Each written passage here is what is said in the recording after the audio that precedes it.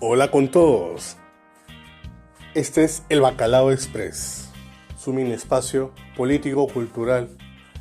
Acá hablaremos sobre reseñas literarias, sobre coyuntura nacional e internacional.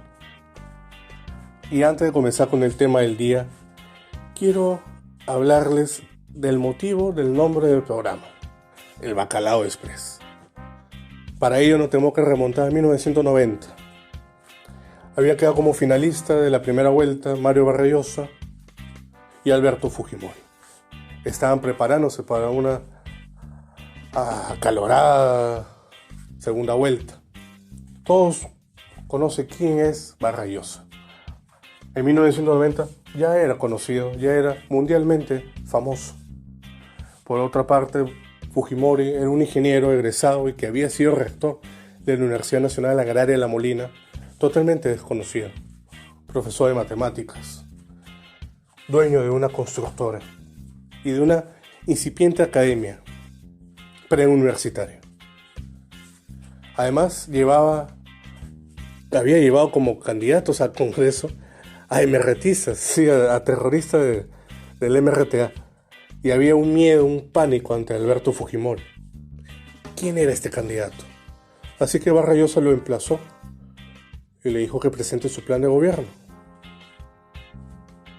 Y también quería saber ya la fecha de los debates, acordarlos con el equipo de Fujimori. Para ello Fujimori, a través de su economista Jorge Chávez, el mismo que fue candidato a la segunda vicepresidencia de George Forsyth, del Partido Victoria Nacional, ojo ahí, Jorge Chávez, se reunió con Santiago Roca, que era profesor de la Universidad de San. Entre ellos dos debían elaborar el plan de gobierno. Y como no les alcanzó en tiempo de presentarlo el 15 de abril, pues Fujimori mandó a su entonces esposa, Susana Eguchi, a excusarlo con todos. Que el bacalao que había comido días anteriores le cayó mal y por lo tanto no iba a ser posible presentar su plan de gobierno.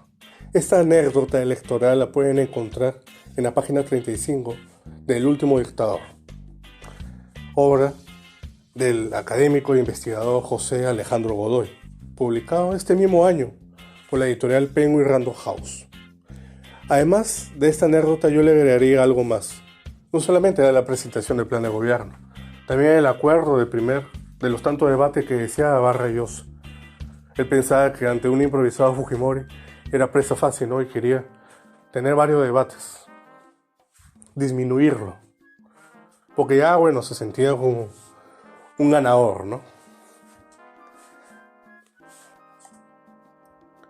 Luego de contar esta anécdota del bacalao, que lleva nombre en nuestro programa, es bueno comenzar con el tema del día. ¿Es verdad que Pedro Castillo es el mal mayor y Keiko Fujimori el mal menor?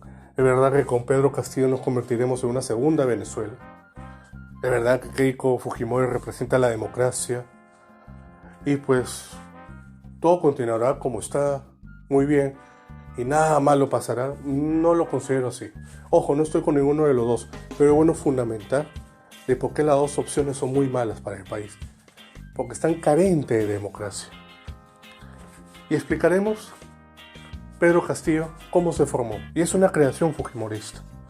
Si nos remontamos al 2016, el Congreso mayoritario de Keiko Fujimori había perdido las elecciones, sí, con Pedro Pablo Kuczynski, pero había llevado mayoría parlamentaria.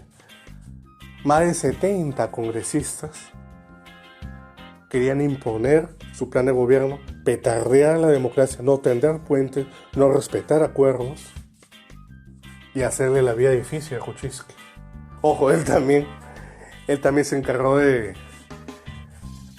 dispararse a los pies con el caso Odebrecht. Hubo males de un lado y del otro. Ante esta inestabilidad política, los maestros, a través de sus redes sindicatos de todo el Perú, declararon huelga nacional. Esta huelga nacional estuvo liderada por Pedro Castillo y encontraron recepción en el Parlamento fujimorista. Y es bien conocida la foto que está Becerril, entonces iracundo congresista fujimorista, tomado de la mano y abrazado con Pedro Castillo. En ese momento Pedro Castillo ya no solamente era un sindicalista, un profesor de primaria, un campesino, un pequeño empresario de chota, sino se volvió un posible candidato a presidencia que no lo vio nadie. De ese momento tomó liderazgo. De ese momento se convirtió en un monstruo electoral. Y esa fue creación fujimorista.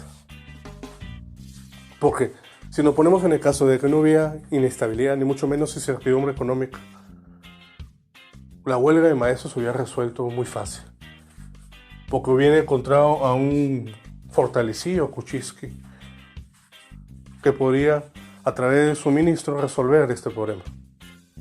Al haber un problema, crisis política, y no tener el liderazgo, y no tener mucho menos el apoyo, y no tampoco tener un Congreso a favor, le fue difícil resolver la huelga, que se extendió por varias semanas, incluso meses, por motivos a unos valederos y otros inviables, como por ejemplo que no querían que los profesores sean evaluados, ni mucho menos sean descontados de su salario por ausencia de clases o por no dar exámenes.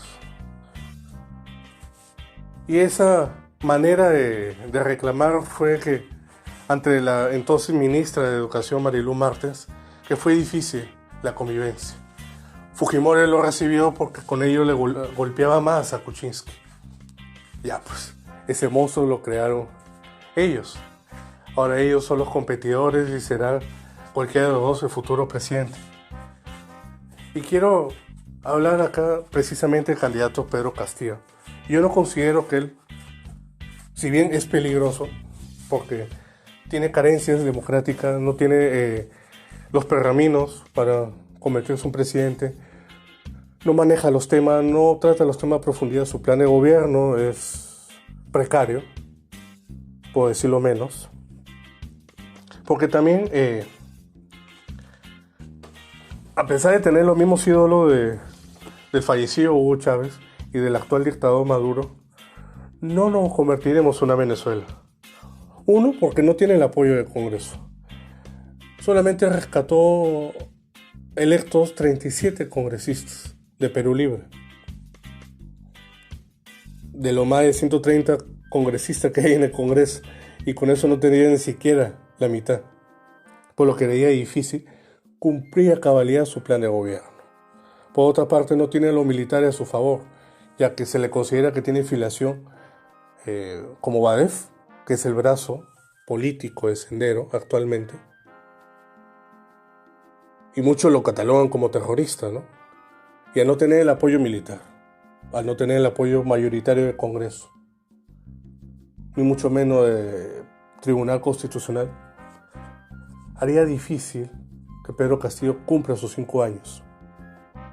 Y esto no es una manera de alentar que es la mejor opción para el Perú, ni nada de eso, porque si él gobierna, es difícil que el establishment quede desarticulado o se rompa el statu quo, pero sí habría inestabilidad política, un presidente dubitativo, y habría una gran incertidumbre económica.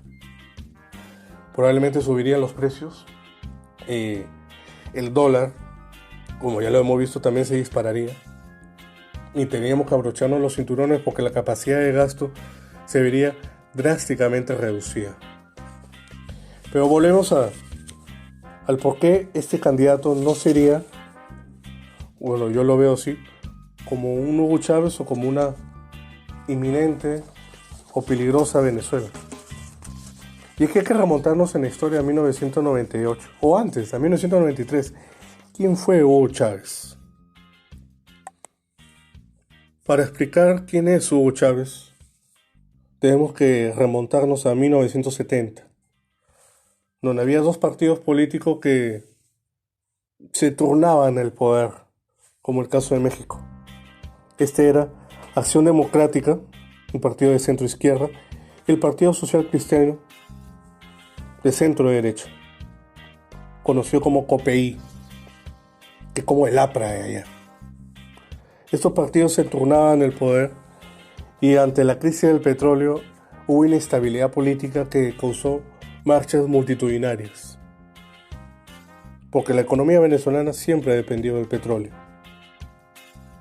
Luego, en 1992, cuando Carlos Andrés Pérez era presidente de Venezuela y tenía graves casos de corrupción que era conocido por la prensa, un militar de medio rango se alza en armas con un pequeño ejército autocatalogados como bolivarianos, el 5 de febrero de 1992. Justo, para contar esta pequeña anécdota, Luis Miguel, el Sol de México, tenía un concierto y escuchó 2 bombazos. Pum, pum. Luis Miguel se asustó porque le hicieron con señas que continuara.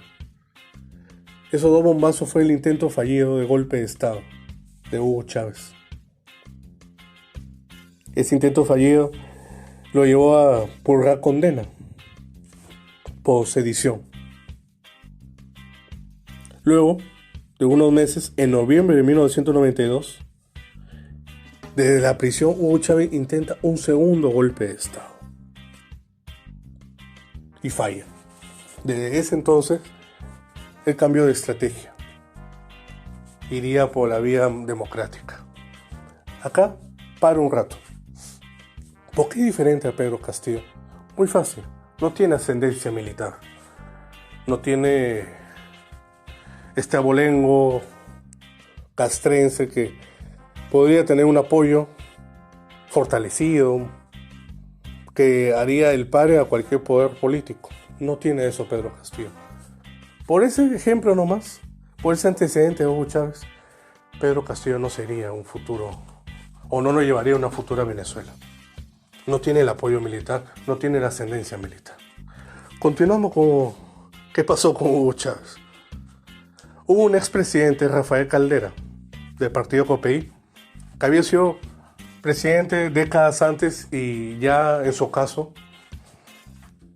no tenía ningún apoyo. Pero él cometió tal vez el peor error de la historia de Venezuela, y es volverse populista y hablar de bien de Hugo Chávez. Y prometió que al llegar al gobierno lo sacaría y lo indultaría de la cárcel. Efectivamente, la gente comenzó a tenerle cierto cariño a este militar de rango medio, porque era pues dicharachero, popular, y era de los pocos que había querido, entre comillas, darle un ajuste de cuentas a un presidente con graves casos de corrupción como Carlos Andrés Pérez. Rafael Caldera toma ese apoyo popular de Hugo Chávez para su campaña política y se vuelve efectivamente presidente. Y cumplió su promesa de sacarlo y darle el indulto. Esto fue festejado por los venezolanos. Y eso fue tal vez el más grande error, porque nunca imaginó que este militar de rango medio se podría convertir en un candidato muy popular a la presidencia y un futuro presidente, y después dictador de Venezuela. Este caso llevó cerca de 1992 hasta 1998, que fueron las elecciones de Venezuela. No fue ni sindicalista, una realidad totalmente diferente, ascendencia militar. Se había preparado en los 70 en Perú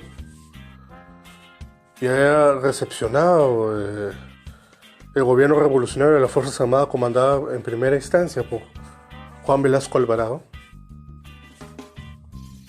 Y él había también absorbido el autoritarismo de Alberto Fujimori.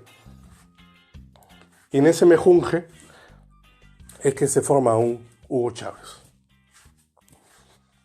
En ese caso queda descartado que seríamos, o tiene al menos las características de Venezuela. Si bien carece de democracia, carece de actitudes democráticas, no tiene ni siquiera el apoyo, ni en el Congreso, ni mucho menos en el fuero militar. También, ¿por qué no seríamos una Correa o un Ecuador como en la época de Rafael Correa? Y es que Rafael Correa llegó a ser presidente sin candidatos al Congreso. Él llegó con simple apoyo popular porque había sido ministro anteriormente de Economía. Y pues tenía ascendencia, ¿no? Era muy, muy querido, hablaba quechua. Se había hecho él mismo a través de becas estudiantiles y era totalmente reconocido a nivel nacional.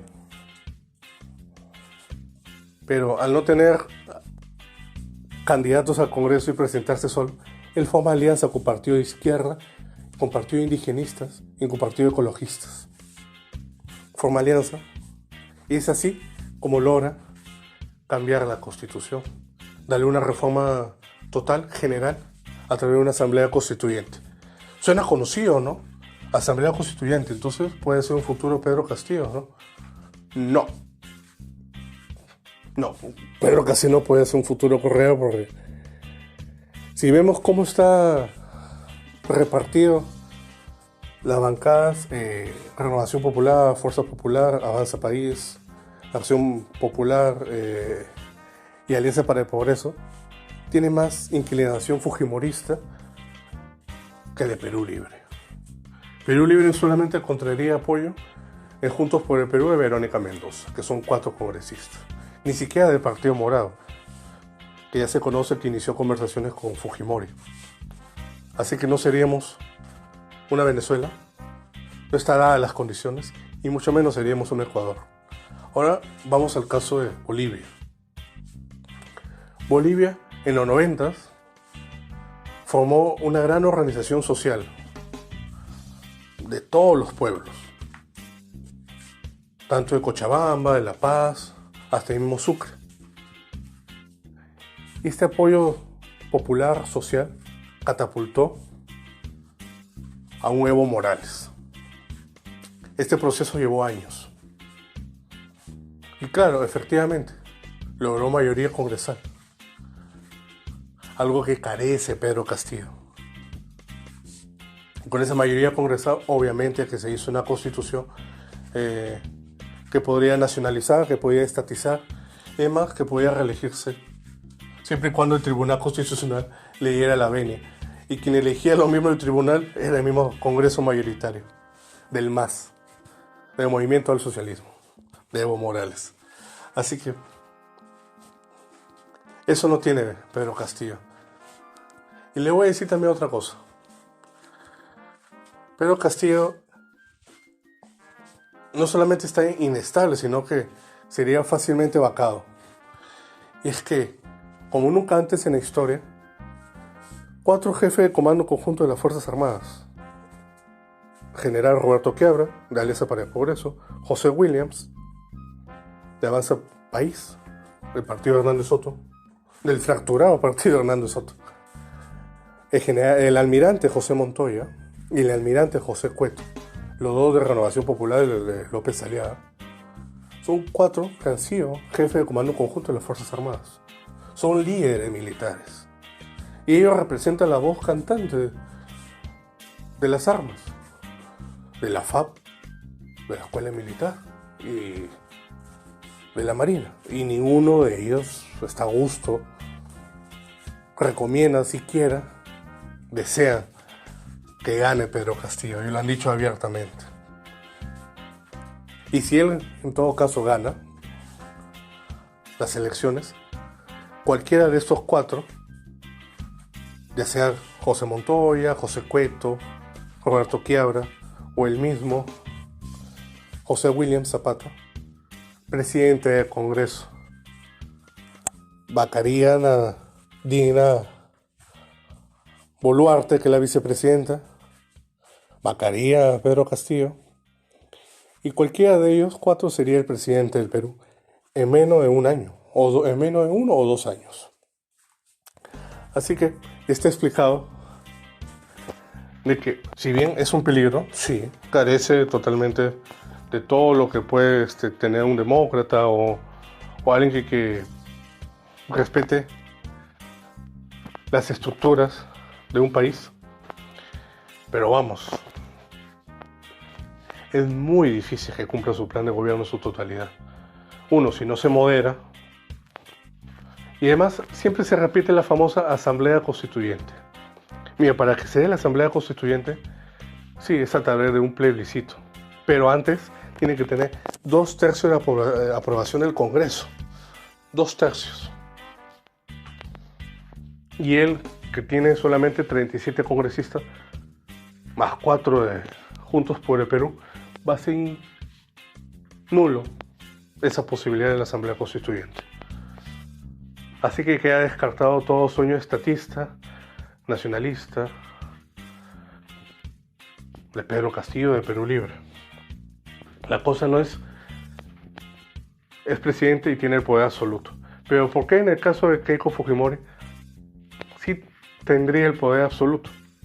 Porque los partidos antes mencionados, Acción Popular, Renovación Popular, Fuerza Popular, Alianza para el Progreso, y uno que otro congresista de Avanza País, y también el Partido Morado, apuestan por el statu quo, por el establishment, y por uno que otro mejoramiento del sistema. Pero la carencia democrática de Keiko Fujimori no les molesta a estos partidos. Es más, considera oportuna esa llamada demo dura o mano dura, como dice ella. Y además la misma Constitución se fomentó y tiene un origen espurio. Por lo tanto, es más fácil tener un autoritarismo de derecha que un autoritarismo de izquierda. Lo más probable en un eventual gobierno de Fujimori es que repita los mismos lastres, las mismas carencias y defectos de los 90. Es más, lleva como equipo técnico a gente fujimorista de los 90, como Carmen Lozada de Gamboa, como Marta Moyano. Además está Genaro Nakamura en educación, que pues no es tampoco una buena ficha. Y está Vaca Campodónico, que tiene pasado penitenciario. Y aparte de ser ministro de Fujimori, después de Camet, tuvo sus problemas con la justicia y ese prontuario no es digno para hacer un equipo técnico sólido.